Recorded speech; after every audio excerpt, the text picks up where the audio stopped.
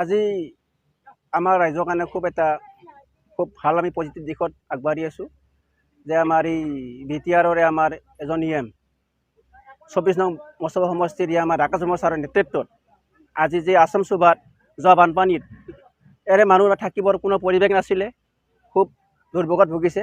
তেখেতসকলে EM ছাৰক অৱগত কৰাত EM ছাৰ ডাঙৰীয়াই ৰাইজৰ যি আমাৰ আসাম সুবাৰ দুৰ্গতি দেখি তেওঁ বহুত দুখিত হৈছে আৰু লগে লগে তেখেতে ইমাৰ্জেঞ্চি তৎকালীনভাৱে তেখেতে আমাৰ ৱাটাৰ ৰিচাৰ্চৰ EM উকিল মছাৰী ডাঙৰীয়াৰ নিৰ্দেশ মৰ্মে EM ছাৰে ইয়াত আমাৰ এই মথাৰিটো অতি শীঘ্ৰে বনাই দিয়াৰ কাৰণে অৱগত কৰিছিলে আৰু উকিল মছাৰী ছাৰে তেখেতেও এইটো ছাৰক কৰিবৰ কাৰণে নিৰ্দেশ দিছে। সেয়েহে আমাৰ এই ৰাইজে এই মথাৰিটো হোৱাৰ কাৰণে বহুত উপকৃত হ'ব আৰু আমাৰ দলৰ যি পিপল দলৰ সমূহ আমাৰ বিশেষকৈ আমাৰ culture VCDC chairman Champak Boro লগতে আমাৰ দলীয় কৰ্মী সকলোৱে লগ হৈ এটা যি দিন ৰাতি একাকাৰ কৰি মানে এই মথাৰিটো কাম কৰাৰ কাৰণে অহৰহ প্ৰচেষ্টা চলাইছে। সেই প্ৰচেষ্টাক আমি দলৰ হিচাপেও মই ক'লোঁ, লগতে ৰাইজ হিচাপে মই জনাইছোঁ এই কামটো খুব ৰাইজৰ কাৰণে এটা উপকৃত কাম। আগন্তুক এনেকৈ প্ৰত্যেক এৰিয়াত য'ত বানপানী হৈছে তাতে প্ৰত্যেক জেগাতে এনেকৈ আমাৰ অন্য কামবিলাক আগবাঢ়ি যায়, যাতে আমাৰ বিটিআৰৰ লগতে মছলা সমষ্টিৰ কোনো ৰাইজে দুৰ্ভোগ নভোগে।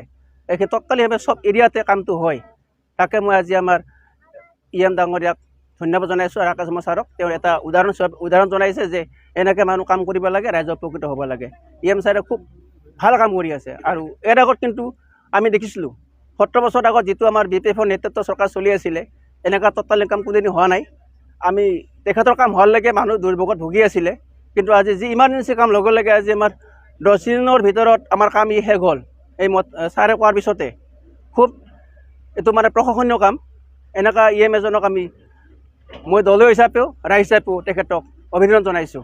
আগন্তুক আৰু তেখেতে এনেকৈ কাম কৰি যাওক মই এইখিনি জনাইছোঁ। লগতে আমাৰ আসাম সুবা ৰাইজ আছে, অভিজ্ঞ লোক আছে, তেখেতসকলে EM ছাৰে মহাশয় আমাৰ শ্ৰদ্ধাৰ ৰাকেশ বৰ্মা ছাৰে আহি কিনে সেইদিনাখন বানপানীৰ মাজতে আহিছে। তেখেতে আহি পেলাই ৰাইজৰ দুৰ্দশা দেখিছে, মথাউৰিটো চাইছে, চাই কিনে মথাউৰিটোৰ অৱস্থা একেবাৰে নোহোৱা দেখি তেখেতে তৎকালীনভাৱে অতি ক্ষীপ্ৰতাৰে JCB লগাই কিনে এই কাম কৰিছে, দিন ৰাত সমান কৰি কাম কৰিছে। ইয়াৰো আমাৰ চেয়াৰমেনো লাগি আছে অনবৰতে, তেখেতক ধন্যবাদ জনাইছোঁ। আগতে ক্ষতিগ্ৰস্ত হৈ আছে, কিন্তু কাম একো হোৱা নাছিল, মথাউৰি নাছিলে এইখিনিত, বহুত ক্ষতিগ্ৰস্ত হৈছে। আগতেও কেইবাবাৰো বানপানী সোমাইছে ইয়াতে, কিন্তু মথাউৰিৰ কাম আগতে কৰাই নাছিলে একো। এই মথাউৰিটোৰ ফলত আমাৰ বহুত ছেফটি হ'ব, বিশেষ কৰি এই বানপানী গাঁওখনত নোসোমায়। সেইকাৰণে আমাৰ বহুত মানে আৰু ভাল হৈছে এইটো কামটো কৰাৰ কাৰণে। আৰু পাৰিম কালচাৰ আচৰণ কৰিব, ৰাইজ ৰক্ষা কৰিব। আৰু ৰাকেশ বৰ্মা ছাৰক আমি ধন্যবাদ জনাইছোঁ এই কামটো তৎকালীন হিচাপে কৰাৰ বাবে। এই ক্ষেত্ৰত আৰু কি ক'ম, আগতে বহুত অন্যায় হৈছে, কিন্তু কোনোৰ পৰা আমি একো সহায় পোৱা নাছিলোঁ। এইবাৰ যেতিয়া বানে তাৰমানে বহুত ক্ষতি কৰিছে আৰু ভাঙি লৈ গৈছে, লগে লগে আৰু EM ছাৰ আহি মানে আৰু কি 10-15 দিনৰ ভিতৰতে মথাউৰিটো কৰি দিছে। তাৰ কাৰণে তাৰমানে ছাৰক আমি বহুত ধন্যবাদ দিছোঁ। আমি মানুহখিনি কমচে কম এতিয়া অলপ সাহস পাইছোঁ আৰু মথাউৰিটোৰ কাৰণে, মানুহখিনি যে আমি থাকিব পাৰিম, মানে বহুতৰ ঘৰ দুৱাৰো লৈ গৈছে। মানে আৰু কি ক'ম আৰু ইয়াৰ বিষয়ে ক'ব লগা নাই। এতিয়া যিহেতু আমাৰ মথাউৰিটো হোৱাৰ কাৰণে সেইটোৰ কাৰণে আমি বহুত বহুত ধন্যবাদ ছাৰক। মানে আমি গম পাওঁ আহে যেতিয়া বানপানী ভাঙি নিব মথাউৰিটো, আহি জানাজাতি হৈ অলপ পইচা দিছোঁ বস্তা দিয়াৰ কাৰণে, নাই পিছত 1 মাহ যাব, 2 মাহ যাব, 3 মাহ যাব, নাই পইচাটো নেদে, মথাউৰিটো নহয়।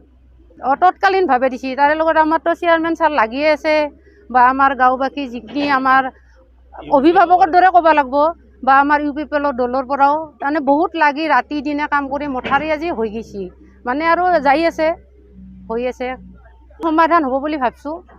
আৰু কিবা অসুবিধা বুলি ছাৰৰ ওচৰত গ'লে ছাৰে যেন এনেকৈ তাৰমানে তৎকালীনভাৱে আমাক সুবিধাটো দেই, তাৰ কাৰণে ছাৰক অশেষ ধন্যবাদ জনাইছোঁ।